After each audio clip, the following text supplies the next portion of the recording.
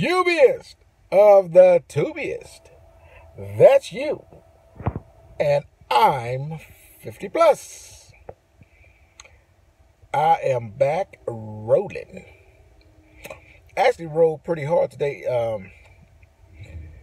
Yesterday was our first day back. So I'll fill you in.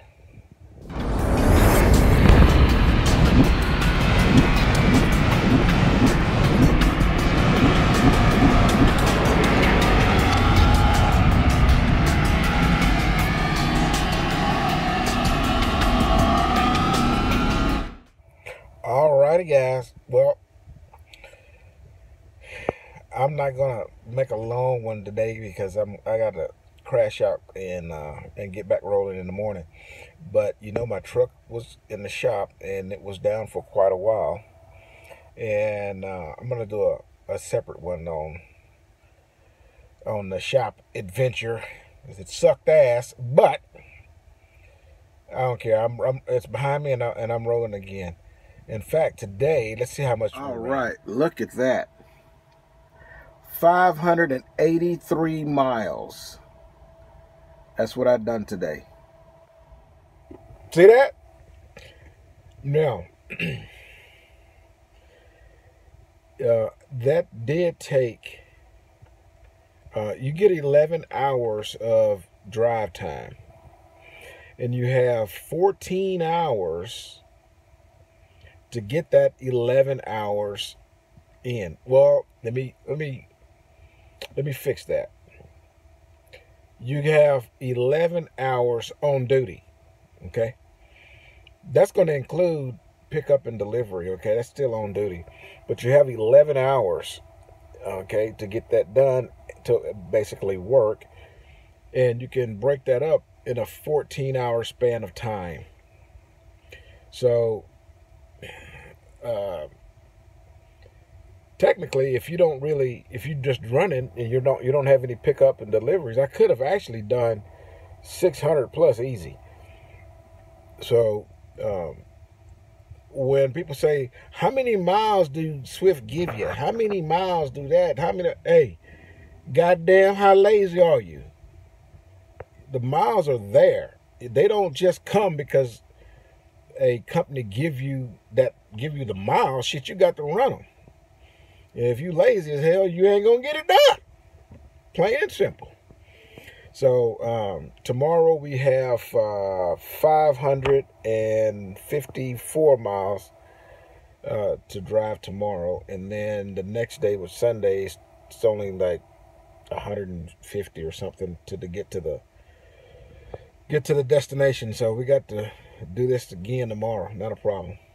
Anyways, I'm trying to keep the light on me here because it's dark. It's, you know, of course I drove all day, so it's dark outside. So anyways, I had a subscriber ask me about tire chains. His question wasn't real specific. It just says, what's the deal with tire chains? Do a video on tire chains. So I'm going to do a video on tire chains sitting right here in this chair. As I always do, all my videos is right here in the driver's seat. Shit. Okay? So here's your video on tire chains. Sorry, I am getting sleepy, so I'm getting the itchy eye.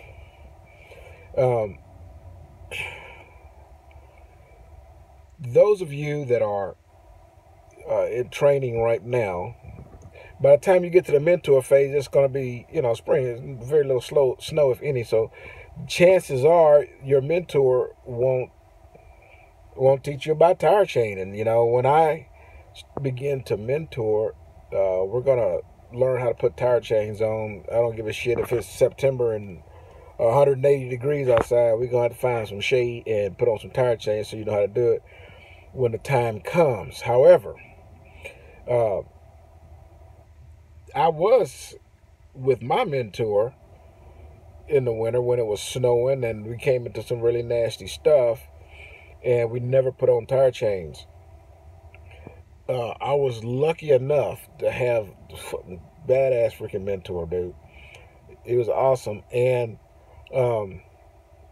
He didn't teach me how to put on tire chains, or we never put on tire chains. What he did was taught me how to drive in the snow. And he taught me what to look for. And in fact, I'm sorry, this eye is going to start leaking in a minute because it's bedtime.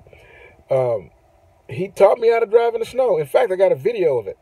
And I think the thumbnail is with a bunch of snow in it. So it's not a lot to see, but you have to listen to what he's telling me, and he taught me a lot. Okay. And the thing about snow chains and the requirements for snow chains varies from state to state. They'll put up a sign or something tell you you got to put on chains or whatnot, and chains aren't to continue on down the road. You don't put chains on and drive another 150 miles, They're to get you out of the situation that you're in. That being said, I plan to never put on a goddamn set of tire chains other than to teach you how to do it. Because when the weather gets jacked up like that, hey, I'm from a goddamn south of Texas. The southeast of Texas. I don't know no damn snow. Man, go to the next ski trip you get on, snow skiing and shit. Tell how many brothers you see out there on goddamn snow ski. You won't fuck around with no snow. I ain't no. And I'm not snow skiing in this truck. And Swift don't ask you to snow ski in this truck either. In fact, Swift sends a message to the Qualcomm and say, hey, where you at? The weather ain't good. Lots of snow and ice. Pull your ass over. And that's what you do.